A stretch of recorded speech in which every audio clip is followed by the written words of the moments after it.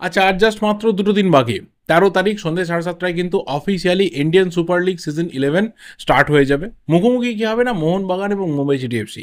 যে ম্যাচটা দিয়ে সিজন 10 শেষ হয়েছিল এবং যে দুটো টিম গতবার দুটো মেন ট্রফি জিতে নিয়েছিল, অর্থাৎ আইএসএল চ্যাম্পিয়ন মোহনবাগান এবং ISL cup winner Mumbai city FC, তারাই কিন্তু মুখোমুখি হবে। আর গত সিজনের লাস্ট ম্যাচটা যেখানে হয়েছিল সেখানেই কিন্তু এই সিজনের ফার্স্ট ম্যাচটা হবে। জুহরদিতে হবে, একটা আলাদা রকমের এনভায়রনমেন্ট থাকে, একটা আলাদা রকমের অ্যাটমসফিয়ার থাকে। তো সেই ম্যাচটা নিশ্চিতভাবে উত্তেজক হবে। সেই ম্যাচ নিয়ে কালকে কথা বলা যাবে। পরশুদিনকে সন্ধ্যাবেলায় ম্যাচ রয়েছে। আর শুরুতে যে ব্যাপারটা বলার রয়েছে সেটা হচ্ছে যে ওয়ান ফুটবল অ্যাপের মাধ্যমে যারা বিদেশে বসে রয়েছেন তারা কিন্তু খেলা দেখতে পাবেন। বেশ কিছু সিলেক্টেড কান্ট্রিজ রয়েছে যেখানে ওয়ান ফুটবল অ্যাপের অপারেশনস নেই, সেখানে কিন্তু খেলা দেখতে পাওয়া যাবে না। আর আমাদের যে ইন্ডিয়ান সাবকন্টিনেন্ট রয়েছে এখানে ভায়াকম 18 যেহেতু সম্প্রচার সত্ত্বের দায়িত্বে রয়েছে, তো তারা তাদের চ্যানেল মারফত দেখাবে। সেখানে ওয়ান ফুটবল অ্যাপে খেলা দেখতে পাওয়া যাবে না। কিন্তু ইন্ডিয়ান সাবকন্টিনেন্ট ছাড়া বাকি বিশ্বের প্রায় 170-80টা দেশে কিন্তু ইন্ডিয়ান সুপার লিগ এবং ওয়ান ফুটবল অ্যাপের মধ্যে একটা চুক্তি হয়েছে। সেই কারণে লাইভ খেলা সেখানে দেখতে পাওয়া যাবে। তো যারা বিদেশে বসে বলে যে অনেক সময় খেলা দেখতে পাওয়া যায় না, সেই সমস্যাটাকে কাটানোর জন্য আপাতত ইন্ডিয়ান সুপার লিগ এবং ওয়ান ফুটবল অ্যাপ তারা কিন্তু যৌথভাবে একটা প্রসেস শুরু করেছে। এর পরের যে বিষয়টা বলার রয়েছে সেই বিষয়টা কিন্তু অবশ্যই সুপার কাপ নিয়ে। গতবার হয়েছিল কলিঙ্গা সুপার কাপ, তার আগে অবধি ছিল হিরো সুপার কাপ, এইবার থেকে হয়ে যাচ্ছে ইন্ডিয়ান সুপার কাপ। শুরু করার কথা ছিল 1 অক্টোবর থেকে, শেষ হওয়ার কথা ছিল মে মাসে। সেটা আপাতত হচ্ছে না। যেমনভাবে আইএসএল এগিয়ে যাওয়া সেভাবে আইএসএল এগিয়ে যাবে এবং সুপার কাপ হবে একদম সেই মার্চ এপ্রিল মে এই ডিউরেশনটাতে। তো এটা আমার কাছে খুব একটা ঠিক ডিসিশন লাগলো না। তার একটাই রিজন, সেটা হচ্ছে মার্চ এপ্রিল মেতে আমাদের দেশের প্রায় প্রত্যেকটা প্রান্তে, মানে বিশেষ করে যে স্টেডিয়ামগুলোতে খেলা হবে, যদি এখানে হোম অ্যাওয়ে ভেন্যু ভিত্তিতেও খেলা হয় বা যদি সেন্ট্রালাইজড ভেন্যুতেও খেলা হয়, যদি একদম কাশ্মীরে চলে না গিয়ে বা সিকিম, মণিপুর বা যেখানে ঠান্ডা রয়েছে, হিমাচল প্রদেশ, জানি না স্টেডিয়াম আছে কিনা, সেখানে বাদ দিলে বাকি আমাদের যে এরিয়াসগুলো রয়েছে আমাদের দেশের, সেখানে কিন্তু মার্চ এপ্রিল মে মানে কিন্তু গরম থাকে, ভীষণভাবে গরম থাকে। তো কেরালা, কলকাতা, এই জায়গাতে যদি খেলা হয় তার থেকে খারাপ অবস্থা প্লেয়ারদের জন্য কিছু হতে পারে না। তো আমার মতো অনেক ফুটবল ফ্যানেদের এক্সপেকটেশন ছিল যে অক্টোবর থেকে মে অবধি একটা লং উইন্ডো ধরে কিন্তু খেলা হবে। তার ফলে মার্চ এপ্রিল মেতে খেলা থাকতো, ডেফিনেটলি থাকতো, আইএসএলের ম্যাচও থাকবে, কিন্তু সেখানে ম্যাচের সংখ্যাটা কম থাকতো। ডেডিকেটেড ওয়েতে একটা টুর্নামেন্টের প্রেসার থাকতো না, বা একটা গরমের ওয়েদারের মধ্যে সবাই মিলে সেই জায়গাতে কিন্তু প্রেসারটা নিত না। তো এটা কোথাও আমার জন্য খুব একটা মনে হচ্ছে না যে ফ্যানেদের কাছে ভালো লাগার খবর বলে। বাট স্টিল আমাদের ফুটবলটা এভাবে এগিয়ে যাচ্ছে। 2025-এ সেই সুপার কাপ হবে, মার্চ এপ্রিল মেতে হবে। 2025-26 সিজনে যদি কিছু চেঞ্জ হয় তাহলে সেটা হবে, আপাতত কিছু হচ্ছে না। যে প্রপোজালটা ছিল সেই প্রপোজাল কিন্তু আপাতত এই সিজনে কার্যকর হচ্ছে না। এরপর যে বিষয়টা শেয়ার করা রয়েছে সেটা হচ্ছে দুটো ট্রান্সফার সিক্রেট বেরিয়েছে, যেটা মার্কাসের তরফ থেকে ব্রেক করা হয়েছে।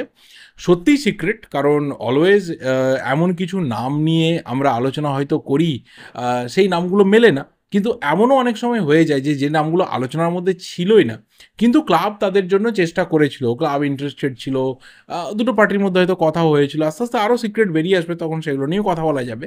কিন্তু এই প্রথমে যে দুটো সিক্রেট, যথেষ্ট বড় বড় দুটো সিক্রেট রয়েছে, যার মধ্যে প্রথমটা হচ্ছে মারিও বালোতেল্লি। এবং বালোতেল্লি মানে কিন্তু বিভিন্ন রকম ছবি আমাদের সামনে উঠে আসে, তার হেয়ার স্টাইল থেকে শুরু করে তার অ্যাঙ্গার ইস্যু, তার ডিসিপ্লিনারি ইস্যু, রবার্তো মানসিনির সাথে সেই ঝগড়া ঝামেলা, বোতল ছুঁড়ে দেওয়া, গিয়ে সাইড লাইনে লাথি মারা, বহু কিছু ব্যাপার। এবং অবশ্যই খারাপ একটা দিক তৈরি হয়েছিল একটা সময়, বহু ফ্যানরা কিন্তু তাকে বিভিন্নভাবে রেসিজম রিলেটেড অ্যাবিউজ করতো, যেটা কখনো একজন ফুটবল ফ্যান হিসেবে আমরা মেনে নিতে পারি না। তো বহুভাবে কিন্তু মারিও বালোতেল্লি একটা ক্যারেক্টার হয়ে উঠেছিল ফুটবল ওয়ার্ল্ডে। বহু বড় বড় ক্লাবে খেলেছে, এটাও ঠিক কথা, যে Liverpool, Manchester city, inter Milan, AC Milan, প্রচুর বড় বড় ক্লাবে খেলেছে, ইতালির ন্যাশনাল টিমের হয়ে খেলেছে, 2012 ইউরো কাপ ভোলা যাবে না। তো প্রচুর মেমোরিজ রয়েছে প্লেয়ারটাকে নিয়ে, মিক্সড ফিলিংস রয়েছে বহু ফ্যানেদের। তো সেই প্লেয়ারকে নাকি প্রথমে কেরালা ব্লাস্টার্স তারা একটা সময় ইন্টারেস্টেড ছিল, কেরালার কাছেও কিন্তু তার এজেন্টের তরফ থেকে এনকোয়ারিও এসেছিল যে চলো হতে পারে এই ডিলটা কমপ্লিট হতে পারে। কিন্তু কেরালা পরবর্তীতে ঠিক করে যে না, ওর যা ডিসিপ্লিনারি ইস্যু রয়েছে, যা অ্যাঙ্গার ইস্যু রয়েছে, সেটা হয়তো পুরো ড্রেসিং রুমের যে এনভায়রনমেন্ট রয়েছে সেটাকে হয়তো নষ্ট করে দিতে পারে। তো সেই পারপাসে তারপর আর সেই ডিল এগোয়নি। হলে আমার মনে হয় যে একটা কোথাও স্টেটমেন্ট সিগনেচার হতো। ভালো সিগনেচার, খারাপ সিগনেচার পরের কথা। বাট মারিও বালোতেল্লির মতো একটা নাম ইন্ডিয়ান ফুটবলে আসছে, এটা কিন্তু যথেষ্ট বড় একটা সিগনেচার হতো। তবে অবশ্যই যেটাতে ওর সিগনেচার আটকে গেছে বা কেটে গেছে, সেই রিজনটাও কিন্তু ভীষণভাবে ভ্যালিড রিজন। এই কারণেই কিন্তু মারিও বালোতেল্লি নিজের কেরিয়ারটাকে কখনোই টপ লেভেলে ধরে রাখতে পারেনি। এত বড়, বড় ক্লাবে সিগনেচার করা, খেলা, বড় মঞ্চে নিজেকে তুলে ধরে রাখার পরেও কিন্তু সেই রিদিমটা ধরে রাখতে পারেনি। তো ঠিক আছে, চলো কেরালার সিদ্ধান্ত ঠিক আছে। মোটামুটি যে প্লেয়াররা এসেছে তারা কেরালার জন্য সাকসেস বয়ে আনতে পারে।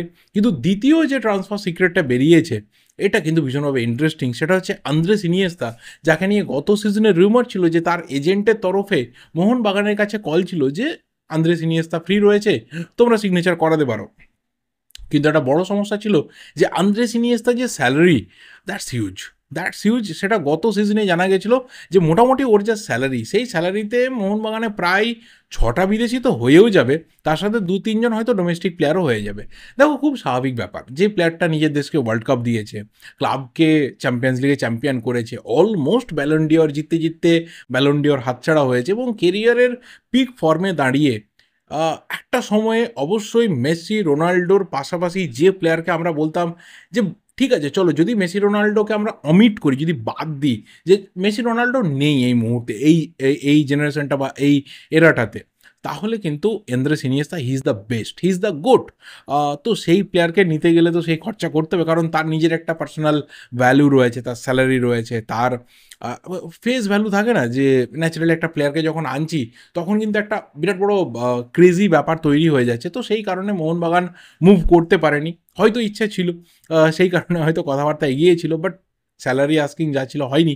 এই সিজনেও কিন্তু তার এজেন্টের তরফ থেকে ইন্ডিয়ান ফুটবলে বিএফসি অর্থাৎ বেঙ্গালুরু এফসির কাছে শোনা গেছে, যেটা আপাতত ট্রান্সফার সিক্রেট মার্কাসের তরফ থেকে বেরিয়েছে, যে একটা ছিল অফার, কিন্তু তারপরে বিএফসি নিজেদের মতো করে এনকোয়ারি করে যে আদৌ এই ডিলটা সম্ভব কিনা, কি চাইছে আন্দ্রেস ইনিয়েস্তা। পরে বোঝা যায় যে না, আপাতত সে যেখানে রয়েছে মিডল ইস্ট কান্ট্রি, সেখানে গিয়ে থাকতে পছন্দ করছে, আরব কান্ট্রিতেই থাকবে। মোটামুটি সেখানে যে স্যালারি প্যাকেজ রয়েছে, that's much better than Indian football. মোটামুটি ইন্ডিয়ান ফুটবলের ক্যারেক্টার বুঝে গেছে, এতদিন ধরে এশিয়াতে এসে গেছে, জাপানে খেলেছে, আপাতত মিডল ইস্টের দিকে রয়েছে, তো সেই কারণে হয়তো এই ডিলটা এগোয়নি। এটা হলে কিন্তু আরও একটা ধামাকা ডিল হতো। জানি না আপাতত ফর্ম কি রয়েছে আন্দ্রেস ইনিয়েস্তার, নিশ্চিতভাবেই সেই 8-10 বছর আগের ফর্ম তো কখনোই থাকার কথা নয়, বাট রিসেন্ট টাইমে আন্দ্রেস ইনিয়েস্তাও কিন্তু একটা ইম্প্যাক্ট ফেলে দিত, যে এত বড় একটা নাম ইন্ডিয়ান ফুটবলে আসছে। হয়তো আমরা দেখতাম যে ফ্যাব্রিজিও রোমানো তার টুইটার হ্যান্ডেল থেকে, তার ফেসবুক থেকে, তার ইনস্টাগ্রাম থেকে, বা তার যে লাইভ রয়েছে সেখান থেকে আসছে যে Andres Iniesta to Bengaluru FC, here we go. তো হতেই পারতো, হয়নি, চলো ঠিক আছে, যেভাবে বেঙ্গালুরু টিম বানিয়েছে সেখান থেকে ভালো কিছু করতেই পারে। আর এরপর আরও বেশ কিছু ট্রান্সফার সিক্রেট আসবে, সেগুলো নিয়ে নিজেদের ওপিনিয়ন আমরা অবশ্যই শেয়ার করবো। আর লাস্ট যে প্লেয়ারটাকে নিয়ে কথা বলবো, যেটা মোহামেডান স্পোর্টিং কিন্তু সিগনেচার করিয়েছে, পর্তুগিজ ডিফেন্ডার নুনো রেইস। এই প্লেয়ারটা ছিল মেলবোর্ন সিটি এফসিতে, 3.5 বছর মেলবোর্ন সিটি এফসিতে ছিল। আর এই প্লেয়ারটাকে নিয়ে মনে করে দেখো যে আমি কিন্তু এই চ্যানেলে কথা বলেছি, এর আগে ভিডিও ছিল, তার কারণটা যে মুম্বাই সিটি এফসি একটা সময়ে ভেরি মাচ ইন্টারেস্টেড ছিল যে এই প্লেয়ারটাকে ওরা সই করাবে নিজেদের সিস্টার ক্লাব থেকে, কিন্তু সেই ডিলটা আর প্রগ্রেস করেনি, হয়নি। মেলবোর্ন সিটি এফসি তাকে ছেড়ে দিয়েছিল, ফ্রি প্লেয়ার হিসেবে ছিল, সেই কারণে মোহামেডান স্পোর্টিং কিন্তু সই করাতে পেরেছে। প্লেয়ারটার কেরিয়ার কিন্তু ভীষণভাবে চমকপ্রদ, পর্তুগালে কেরিয়ার শুরু হয়, তারপর ফ্রান্সে খেলার অভিজ্ঞতা রয়েছে, বহু দেশ ঘুরে, অস্ট্রেলিয়াতে লাস্ট 3.5 বছর ছিল, এবং সেখানে দাঁড়িয়ে ওই সময়টাতে মেলবোর্ন সিটি এফসির যে সাকসেস, সেই সাকসেসের কিন্তু পার্ট হয়েছিল, এবং যথেষ্ট পরিমাণে কন্ট্রিবিউশন ছিল। 93টার মতো ম্যাচ রয়েছে এই 3টে সিজনের মধ্যে, এবং জেমি ম্যাকলারেন ক্লাব লেজেন্ড, তার সাথে ড্রেসিং রুম শেয়ার করা, কার্টিস গুড ক্লাব লেজেন্ড, তাদের সাথে ড্রেসিং রুম শেয়ার করার মতো অভিজ্ঞতা রয়েছে, যথেষ্ট ভালো কোয়ালিটির প্লেয়ার। এবং অবশ্যই যেটা বড় ব্যাপার, যে পর্তুগালের জাতীয় দলের যে যুব সিস্টেমটা রয়েছে, সেখানে আন্ডার 17, 18, 19, 20, 21 অবধি খেলার এক্সপিরিয়েন্স থাকলেও কিন্তু ন্যাশনাল টিমের কল আর আসেনি। একটা সময় কনসিডার করা হতো যে তাকে হয়তো নেক্সট বেস্ট থিং হিসেবে ভাবা হচ্ছে পর্তুগালে, বাট সেটা আর কোনোদিনও সম্ভব হয়নি তার পক্ষে এগিয়ে নিয়ে যাওয়ার। তো সেই জায়গা থেকে এই সিগনেচারটা মোহামেডান স্পোর্টিংয়ের জন্য ভীষণ বড় একটা সিগনেচার। কিন্তু হলো কেন, তার রিজন এটাই যে ঘানাইন যে ডিফেন্ডার মোহাম্মদ কাদিরি এসেছিল, প্র্যাকটিসও করছিল, তার একটা ইনজুরি লেগেছে, সেই কারণে কিন্তু তাকে মোহামেডান স্পোর্টিং ছেড়ে দিয়েছে, এবং তার পরিবর্তে নুনো রেইস, যেটা আমার কাছে অন্ততপক্ষে আরও 2 থেকে 3 গুণ বেটার একটা সিগনেচার হলো, সেটা মোহামেডান স্পোর্টিং করিয়ে নিয়েছে। এটা একটা স্টেটমেন্ট সিগনেচার, কারণ মোহামেডান স্পোর্টিং এবারে যেসব সিগনেচার করিয়েছে তার মধ্যে সব থেকে হাই প্রোফাইল নামটা কিন্তু নুনো রেইস। তো সেই জায়গা থেকে ভীষণ বড় একটা সিগনেচার এবং ডিফেন্সের সিগনেচার, যেটা অবশ্যই মোহামেডান স্পোর্টিংয়ের জন্য ভীষণভাবে একটা মাইলেজ দিতে চলেছে, একটা কোথাও ইম্প্যাক্ট আনতে চলেছে পুরো টিমটার মধ্যে। এবার দেখা যাক বাকিটা ইন্ডিয়ান ফুটবলে এসে কত ভালো পারফরমেন্স করতে পারে। এর আগে মেলবোর্ন সিটি এফসির খেলা প্রচুর ফুটবলার ইন্ডিয়াতে এসেছে, ভালো পারফরমেন্স করেছে। এই সিজনে আমরা ম্যাকলারেনকে দেখবো, নুনো রেইসকে দেখবো, তারা কত ভালো পারফরমেন্স ইন্ডিয়ান ফুটবলে করতে পারে। তো বাস এই ভিডিওটা এই অবধি, এর বেশি আর কিছু বলার নেই। ভিডিওটা ভালো লাগলে লাইক করো, শেয়ার করো, যা যা ওপিনিয়ন রয়েছে অবশ্যই কমেন্ট করে জানাতে থাকো। দেখা হবে পরের ভিডিওতে। Till then subscribe the channel যদি নতুন হয়ে থাকো। Thank you, goodbye and good night.